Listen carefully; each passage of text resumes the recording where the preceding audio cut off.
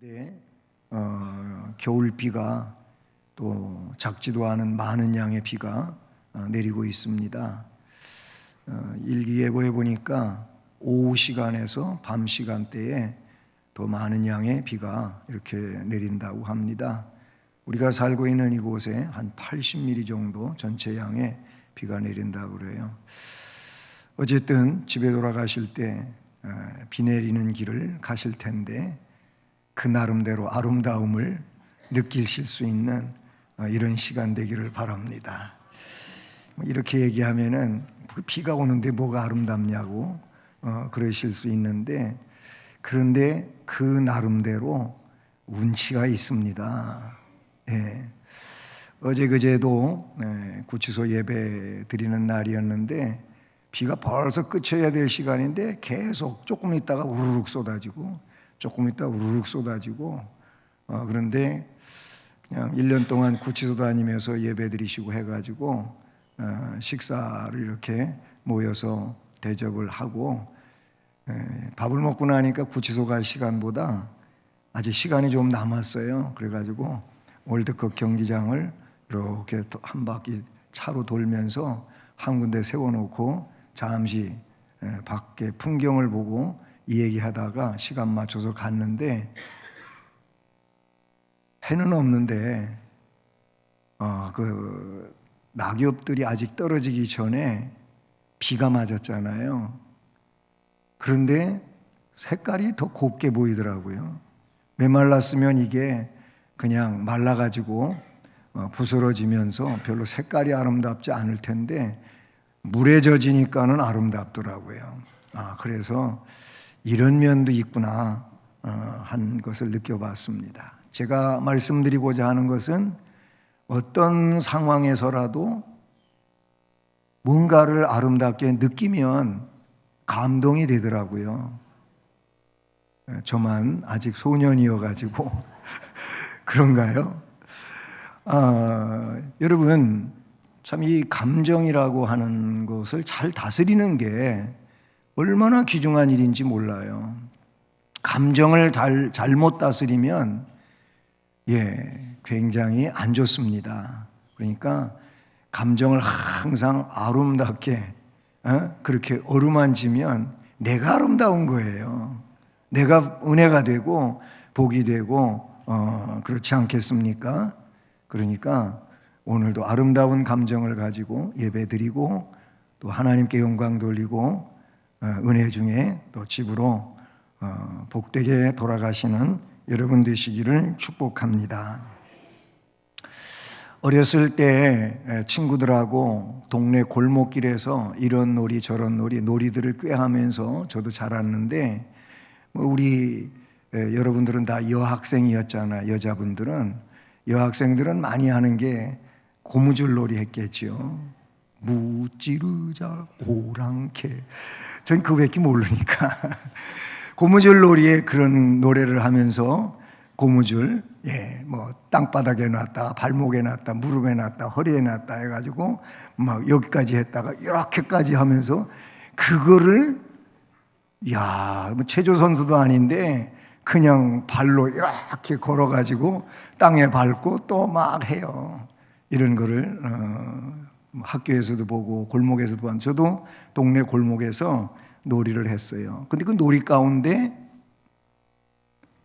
그림자 밟기 놀이도 있었어요. 햇빛 나는 날 곳에서 해가 뜨면 그림자가 있잖아요. 근데 이 그림자 밟기 놀이가 있었어요. 근데 사실 그림자를 밟는다고 하는 것은 그 상태에 있을 때 잽싸게 가가지고 딱 하면은 밟았다고 하고, 언제 밟았느냐고 못 밟았다고 또 막 그냥 우기고 그러기도 하고 그랬는데, 그림자는 사실 밟은 것 같지만은 안 밟혀요. 그렇지요? 왜 그렇습니까? 너무 철학적으로 물어봤나요? 왜 그렇습니까? 그림자는 실체가 아니에요. 비실체란 말이죠. 그러니까 실체가 움직이는 데 따라 가지고 이 그림자는 움직일 수밖에 없어요.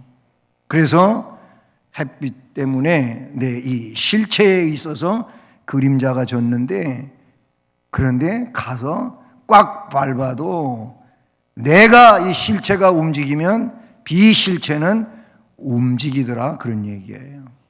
그래서 비실체와 실체는 너무나도 다르지요. 다릅니다. 그래서 실체에 의하여 존재하는 것이 비실체 혹은 그림자라고도 그렇게 볼 수가 있는데요. 구약은, 우리가 구약을 통칭해서 이야기할 때 신약을 위해서 있다, 이런 얘기도 해요. 왜 그러냐면 구약은 신약을 위한 예언들로 가득 차 있지 않습니까? 그리고 그 예언으로 기록되어진 구약의 말씀들이 신약의 하나하나 실체로 이루어집니다. 약속이 사건으로 등장하는 것이 구약과 신약의 관계라고도 볼 수 있어요.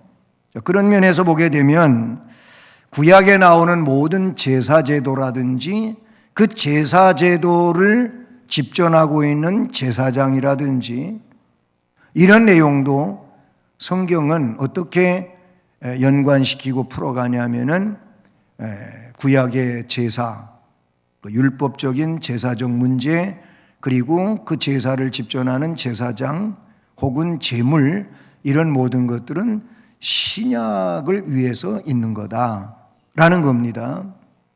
그래서 구약 시대에는 제사장이 굉장히 중대한 일을 감당해요. 예를 들어 아론, 대제사장의 가문이죠. 아론을 비롯해서 그의 아들로 이어지고 손자로 이어지고 이렇게 비느하스, 엘르아살 다 이런 그 아론의 계열들의 대제사장 직능을 감당하죠. 그렇게 감당하는데 그 당시 아론의 제사적 직무, 대제사장으로서의 그 높음, 위대함, 물론 맞습니다. 맞는데 그런데 신약의 의미로 보게 되면은 그 또한 완전한 대제사장이신 예수 그리스도를 예표하고 있었던 인물이다라는 것을 말씀해 주고 있죠. 제사는 어떻습니까? 구약의 제사는 완전성을 가진 제사가 아닙니다. 이것은 일시적이고 불완전성을 가지고 있는 그런 제사였지요. 제사를 드리는 그 제사장 자신도 온전하지를 못하기 때문에 아론도 대제사장이지만 하나님이 임재해 계시는 지성소에 나아가서 하나님을 만나는 그런 인물이지만 그렇게 하기 위하여 어떻게 해야 합니까? 먼저 자기를 위하여 제사를 드려야 돼요.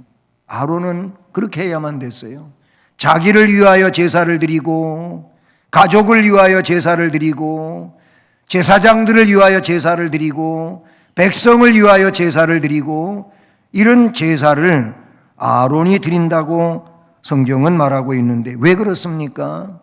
자기를 위하여 제사 드린다면 그가 부족하다는 얘기가 아니겠습니까? 그 부족함을 결국 제사라고 하는 내용으로 어떻게 충당하라, 그 얘기예요. 그렇게 한다 할지라도 아론이 그 제사로 완벽해지느냐? 그렇지 않다는 겁니다. 그래서 히브리서에서 보면 주께서 이것을 허용하신 것은 온전한 것이 나타나 개혁될 때까지라는 겁니다. 개혁이 될 때까지 그렇게 하라고 한 것이지, 개혁이 되는 그때에는, 새 언약이 이루어지는 그때에는 그것은 다 옛것이 되어버리고 만다고 말씀해 주고 있는 것이죠. 자, 그래서 이 히브리서는 아주 굉장히 13장까지로 이루어져 있는 말씀인데, 그래서 히브리서도 크게는 두 부분으로 나누어지게 되죠. 1장부터 10장까지는 구약의 제사 문제를 다루면서 그러면서 그 중반 이하에서 어떻게 얘기하냐 하면은 예수 그리스도가 구약에서 그토록 시행하고자 했던 내용의 실체다. 실체. 제사장으로서의 실체가 예수 그리스도고 제물로서의 실체가 예수 그리스도고 그런 내용을 히브리서 1장에서부터 10장까지 설명해 주고 있는 내용이에요. 그래서 간간히 말씀해 주시기를 1장과 2장의 내용을 보면은 천사에 대한 이야기를 해요. 천사에 대한 이야기하는데 천사보다 우월하신 분이 예수 그리스도다. 아멘. 예? 그 다음에 3장에서는 모세를 이야기하는데 유대인들에게 있어서 모세는 아주 중요하고도 대단한 인물이죠. 그런데 그 모세는 하나님의 집에 사환으로 쓰여졌어요. 그러나 예수 그리스도는 아들이셨다라는 그 주인으로서의 예수 그리스도를 말씀해 주고 있죠. 모세보다도 뛰어나신 분이다. 그런가 하면 4장, 5장의 내용에서는 아론의 대제사장직을 이야기하면서 아론보다도 더 위대하시고 참된 대제사장이 예수 그리스도다. 이런 얘기를 해요. 그러면서 한 인물을 등장시키는데 5장에도 나오고 그 다음에 7장에도 나오는데 멜기세덱이라고 하는 창세기 아브라함 때에 존재했던 살렘 왕 멜기세덱을 거기 등장을 시키지요. 그러면서 이 살렘 왕이었던 멜기세덱이 예수 그리스도와 버금가는 그런 내용으로 말하고는 있지만 그냥 거기서 의미를 취할 뿐입니다. 어떤 의미냐면은 멜기세덱에 대하여 그 시작을 이야기하는 게 없어요. 성경에 보면. 그리고 그 끝도 이야기하는 게 없어요. 시작도 없고 끝도 없는 이 부분에 대한 이야기만. 멜기세덱이 그렇다고 하늘에서 뚝 떨어진 것도 아니고 어느 날 갑자기 그냥 하늘로 가버린 것도 아니고 그런 상황이지만은 그 기록상 멜기세덱이 이 사람이 어떤 사람으로 어떻게 해서 존재했다 이런 얘기가 전혀 없어요. 그리고 그의 끝맺음에 대한 이야기도 없다 하는 점을 근거로 들어서 의미상 예수 그리스도는 영원하신 분, 그분은 시작도 없고 끝도 없는 영원한 존재에 대한 이런 말씀을 말씀해 주시는 내용을 보게 됩니다. 그러면서 8장 이후에서 새 언약의 대제사장에 대하여 이야기를 하고 10장으로 예수 그리스도의 그 속죄의 완전성과 우리의 유일하신 중보자로서의 예수 그리스도를 이야기하면서 11장으로 넘어가죠. 그러면서 11장에서 얘기하는 게 뭡니까? 믿음이에요. 누구에 대한 믿음? 예수 그리스도에 대한 믿음을 가지라. 그 예수 그리스도가 유일한 구세주라고, 그분이 우리의 속죄자라고, 우리의 죄를 위하여 제사를 드리는 참된 제사장으로서의 예수 그리스도, 그 믿음을 가지라는 겁니다. 그래서 믿음의 선진들을 쭉 이야기를 하면서 우리로 하여금 믿음을 가질 것을 이야기하고 있죠. 그리고 남아서 13장에서 뭘 이야기합니까? 이렇게 구름같이 둘러싼 믿음의 많은 증인들이 있으니 이 예수 그리스도를 믿으라고 그렇게 말씀해 주시는 내용이 13장 1절 이하에 쭉 설명되어지고 12장 1절 이하에 설명되어지고 있는 내용을 우리가 볼 수 있다는 사실이죠. 여러분, 이 히브리서를 읽어도 그렇지만은 모든 성경이 그렇겠지만 특별히 히브리서를 보면 우리에게는 이거밖에 없습니다. 따라서 합니다. 감사할 일. 감사할 일. 감사할 일. 예, 감사할 일밖에 없어요. 예? 오늘 말씀 제목이 감사할 일이에요. 왜 그러냐면 그 첫째가 우리의 구세주가 되시는 예수 그리스도는 온전하신 그리스도예요. 네, 온전하신 분이에요. 거기에는 나무랄 데가 하나도 없어요. 뭐 부족함이 있다든지 아니면 모자람이 있다든지 아니면 죄가 섞여 있다든지 이렇지 않으신 분, 완전하신 그리스도이신 줄로 믿습니다. 그 온전하신 그리스도에 대하여 이야기할 때에는 무엇보다도 거룩하신 그리스도를 생각하게 되는 것이지요. 제사장이 갖추어야 할 가장 중요한 요건 중 하나는 거룩이라고 볼 수 있는데, 그래서 제사장들은 제일의 목표를 성결로 여겨요. 여호와께 성결이라 쓴 관을 머리에 쓰고 제사장들은 삽니다. 그러나 여호와께 성결 이런 관을 쓴다고 성결한 겁니까?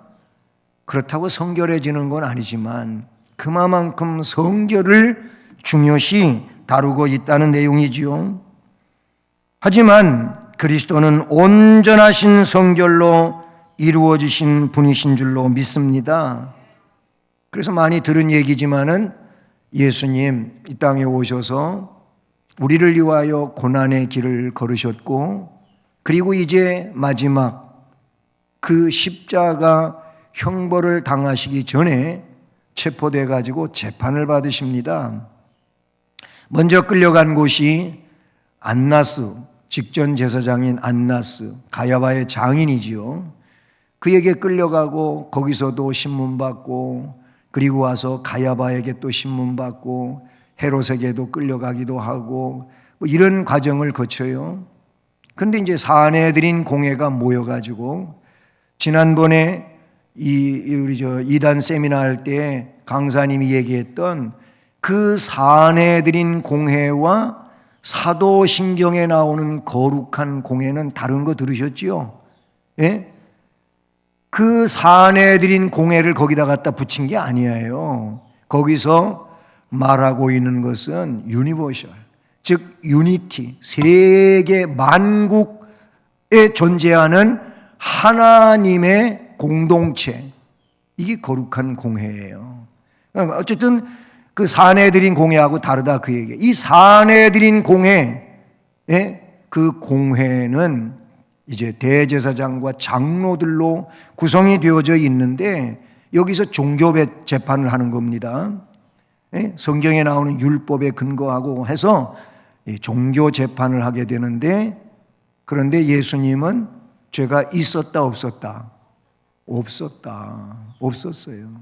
그게 죄를 찾아내려고 막 증인들을 불러다가 증인을 세우지만 이랬다 저랬다 그런데 다 맞지가 않아요. 그래서 거짓 증인을 요구하게 되지요. 근데 그것도 신통치 않으니까 물어봅니다.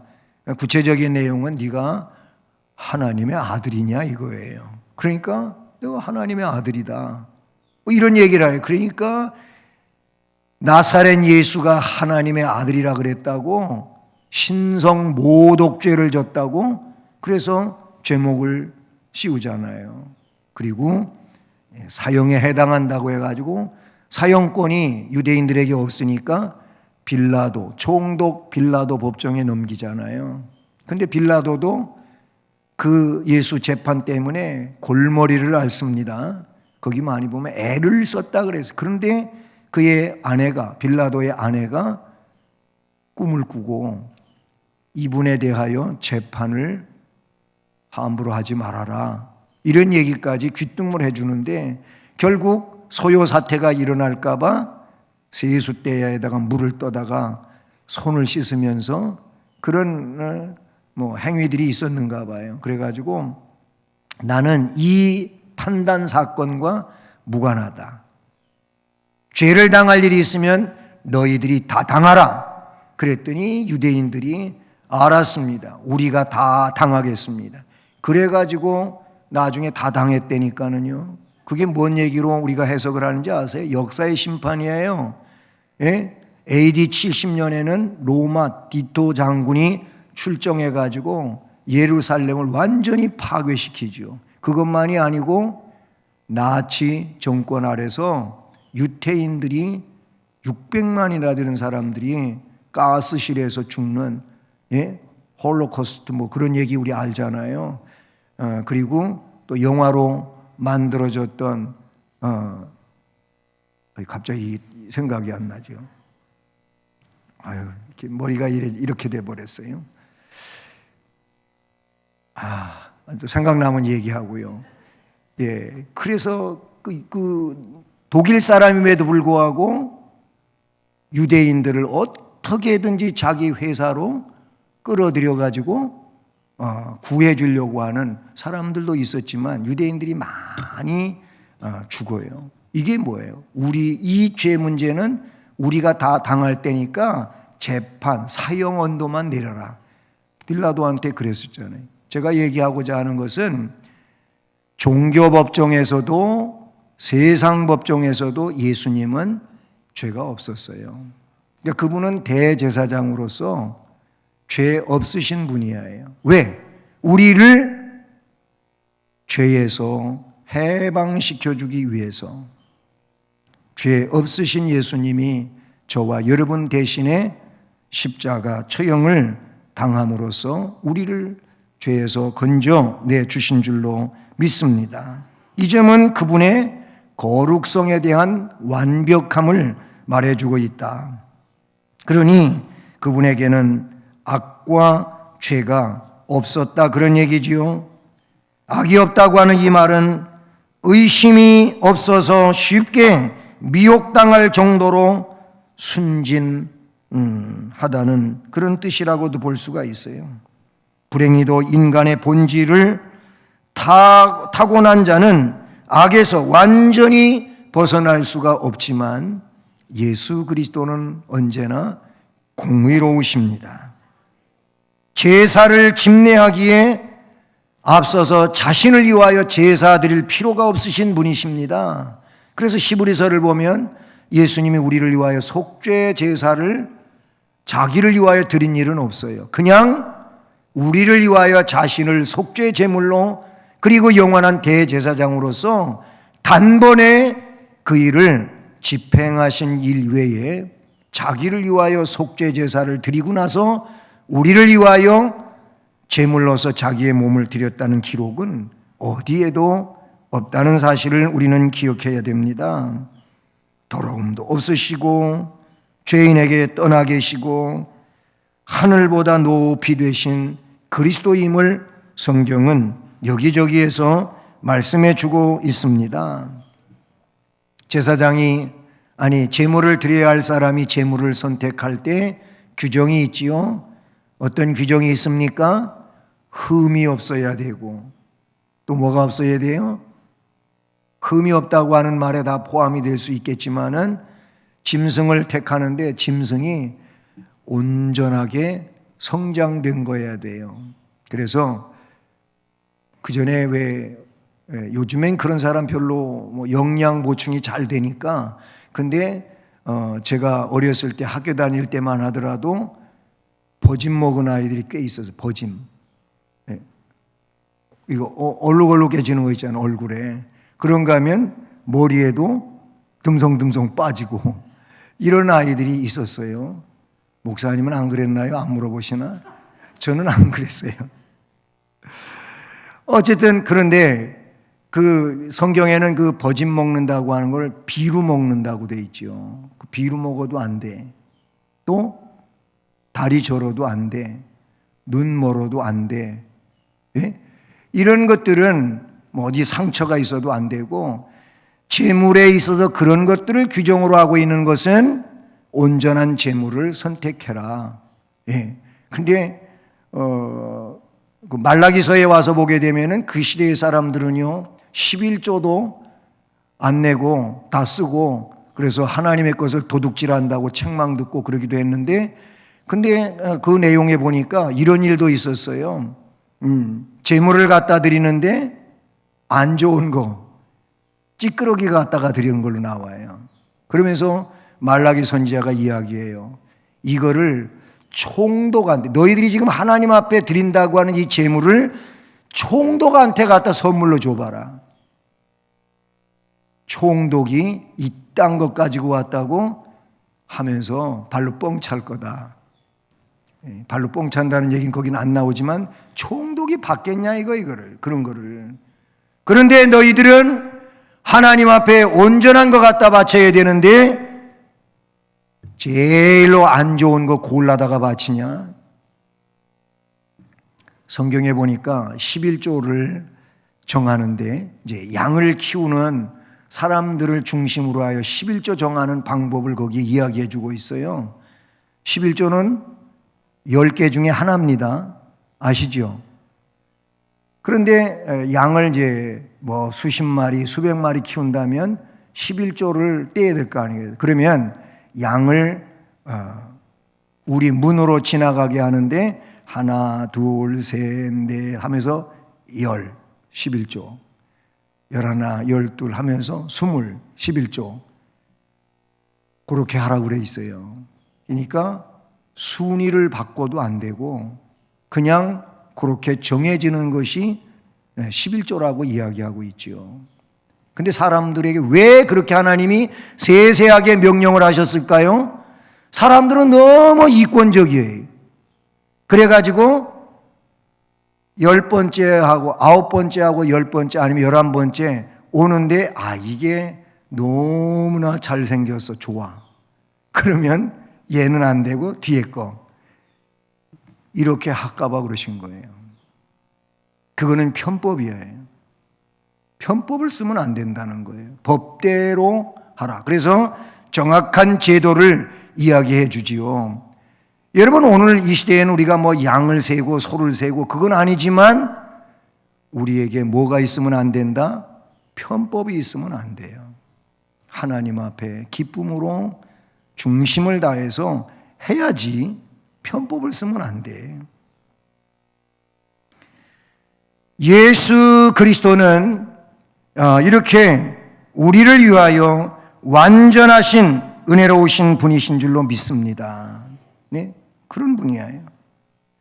그 다음에 또 한 가지는 뭐냐면 예수 그리스도는 우리의 속죄를 위한 온전하신 그리스도이시며 대제사장이신데 재물의 문제를 가지고 이야기할 때 단번에 자기를 드리신 그리스도로 성경은 묘사하고 있습니다. 날마다 속죄할 필요가 없는 그리스도를 말하고 다른 제물이 필요가 없이 자신이 속죄 제물로서 그리고 영원한 대제사장으로서 제물 드리시는 그런 분이심을 이야기하고 있죠. 앞에 잠시 언급했었으면은 구약의 제사장들은 하루를 놓고 볼 때에도 상번제가 있어요. 아침에도 드리고 저녁에도 드리고 번제를 드리는데 상번제가 있어요. 그런데 이것이 아침 저녁 하루만 하고 끝나는 게 아니고 날마다 하나님께 상번제를 드립니다. 그리고 제사를 드리기에 앞서서 제사장은 항상 먼저 자신의 죄를 정결케 하는 의식을 거쳐야만 합니다. 이는 그들 자신이 불완전하다고 하는 사실을 말해주는 것이며 또 1년에 1차례 대속죄일에 온 국가와 민족의 죄를 속해야 했어요. 자신도 물론이고요. 레위기 16장 2절, 6절, 15절에 보면 그런 부분에 대한 말씀을 우리가 알 수 있죠. 또 설명한 것처럼 무흠한 그리스도는 날마다 자신을 드릴 필요가 없고 그분의 단 한 번의 속죄는 전 인류의 모든 죄를 어느 시대에든지 정결하게 충분한 제사라는 점이지요. 자, 그러니 예수 믿음으로 우리는 그런 제사를 드릴 필요가 없고 이미 우리는 예수 안에서 생명을 얻은 자고 영원한 구원의 반열에 서서 하나님 나라를 위하여 감사함으로 살아갈 수 있는 자가 되었으니 오늘 제목처럼 감사할 일이다. 감사할 일이라는 말. 이게 정말로 감사할 일이다, 그런 얘기예요. 그리고 예수 그리스도는 영원히 온전하게 되신 그리스도인 줄로 믿습니다. 그분에게는 어떤 약점도 없습니다. 찾을래야 찾을 수가 없습니다. 약점이 있다면 이게 약점인 것 같아요. 나를 사랑하는데 너무 사랑하시는 거. 그게 약점은 아니죠. 찾아보라고 한다면 그거밖에 없을 것 같다, 그 말이. 그거는 약점도 아니고 정말로 사랑의 주님이시라고 말할 수가 있겠죠. 본인이 손에 나도 어김없이 그 일을 하시는 분. 그래가지고 비유 가운데도 말씀을 보면은 어떤 비유가 나오냐면은 양 100마리를 데리고 들판에 나갔다가 99마리는 있는데 한 마리가 없어졌어. 근데 이 한 마리를 찾기 위하여 99마리를 두고 찾아다닌대. 여러분, 이게 이해가 되십니까? 그것만 아니에요. 또 무슨 얘기가 나오냐면은, 아니, 양 그 하나 잊어버렸다고 그거 찾아가지고 동네 사람 다 불러놓고 잔치해. 아니, 양 한 마리 값이 그게 얼마나 된다고 잔치 비용이나 되겠어요? 그런데 그런 일을 하셔. 뭘 이야기하는 겁니까? 생명을 위하여 모든 것을 아낌없이 쏟아부으시는 우리 주님에 대하여 말씀해 주고 있는 줄로 믿습니다. 결국 뭐예요? 영원하시고 온전하시고 완전하시고 부족함이 전혀 없으신 은혜로우신 주님에 대하여 말씀해 주고 있는 줄로 믿습니다. 아론 제1의 대제사장이었지요. 예, 대제사장이었어요. 근데 얼마 전에 우리 김영규 목사님 통하여 새벽 기도에서 들으신 말씀이지만 거기 보니까 왕창 실수하고 말아요. 아론이 어마어마한 실수를 합니다. 모세는 시내산에 올라갔어요. 여호수아 데리고 가다가 산 중턱에 여호수아는 머물게 해놓고 산상 위로 가요. 근데 40일이 다 되는데 모세가 꿈쩍도 안 하고 있으니까 산 아래에 있는 백성들은 모세가 이제 산에 올라가서 어떻게 됐나 보다, 이렇게 안 좋은 생각을 갖고 아론을 졸라댑니다. 아론을 졸라대니까 아론이 그 졸라대는 백성들에 못 이겨가지고 뭐 하라 그래요? 그래, 그러면 너희들 가지고 있는 금반지, 금목걸이, 금팔찌 가지고 오라 그랬어요. 오늘 제가 여러분 금목걸이, 금반지, 금팔찌 다 가지고 오라 그러면은 안 가져오시겠지? 근데 가지고 오라 그랬더니 이 백성들이 가지고 왔어요. 그래가지고 만든 게 금송아지 우상. 저 애굽에서 송아지 우상 봤거든요. 그래서 금으로다가 송아지를 만들어 놓고 마치 바알신 숭배하는 것처럼 막 그냥 뛰놀고 춤추고 먹고 마시고 난리가 났어요. 난리가 났어요. 모세가 십계명 두 돌판 가지고 내려오다가 이게 무슨 전쟁에서 승리한 승리의 계가도 아니고 뭐 이상한 소리가 막 들리는 거지요. 예, 그런데 가까이 와서 알고 보니 그 엄청난 하나님 미워하시는 짓을 했다는 것입니다. 여러분, 출애굽기 32장 말씀을 보면 거기에 나타내주고 있어요. 그 모세가 아론한테 따졌어요. 도대체 이 하나님이 싫어하는 짓을 했느냐라고 따지니까 아론이 얘기하는 것 좀 보십시오. 그 32장 21절 이하를 보니까 뭐라고 해놓으면 아론이 모세한테 대답을 해요. 내 주여 노하지 마소서, 이 백성의 악함을 당신이 아나이. 백성이 악하더라도 아론이 말을 듣질 말았어야지. 그런데 아론도 함께 공범이 돼가지고 백성 때문에 그랬다고 핑계대면서 그들이 내게 말하기를 우리를 위하여 우리를 인도할 신을 만들라. 하나님이 인도하는 신이잖아요. 그러면 여태까지 그렇게 믿고 가야지 뭔 또 우리를 인도할 신을 만들어 달라고 그래요. 백성들이 그러니까 뭐라고 얘기합니까? 이 모세 곧 우리를 애굽 땅에서 인도하여낸 사람은 어찌 되었는지 알 수 없노라 하기에 내가 그들에게 이르기를 금이 있는 자는 빼내라. 그렇게 말했더니 그들이 그것을 내게로 가져왔기로 내가 불에다가 던졌더니 금송아지가 뚝딱 나왔다는 거예요. 그런 얘기가 24절에 나와 있어요. 내가 불에 던졌더니 금덩어리들 가지고 온 거 불에 던졌더니 이 송아지가 나왔습니다. 뭘 그래요? 그러기는 금을 불에다가 넣어서 녹여가지고 그래서 본이 있었겠지요. 그래서 송아지 만든 거예요. 어떻게 그냥 불에서 송아지가 나옵니까? 웃기는 얘기예요. 그런 어처구니 없는 얘기를 해요. 아론 대제사장인데 상상할 수 없는 실수를 해요. 예수님은 그런 실수를 하시는 분이 아니십니다. 예수 그리스도는 한 번의 실수도 없으신 분이십니다.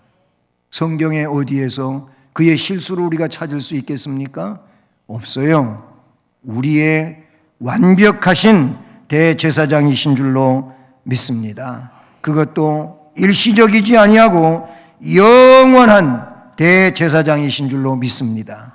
이 대제사장 예수 그리스도 때문에 우리는 속죄받았습니다.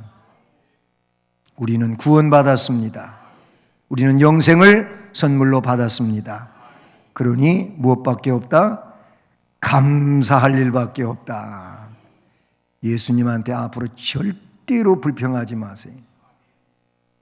도대체 저한테 이러실 수가 있냐고 따지지 마세요. 따질 일이 있다면은 여러분이 왜 그런 일을 했는지 따져보세요. 예수님이나 하나님께 따질 일이 아니고 그렇게 된 데 대해서는 자기의 방종스러운 그런 잘못된 생각이라든지 행동이 있다는 것입니다. 그 점을 알고 우리는 주님 앞에 뭐만 하자? 감사만 합시다. 감사만 해요. 감사. 이거는 그냥 웃자고 하는 얘기인데 감사를 많이 하실 분은 감하고 사과를 많이 드십시오. 그러면 감사가 된답니다. 모쪼록 항상 감사만 하면서 하십시오. 기도하시겠습니다. 사랑의 하나님 아버지,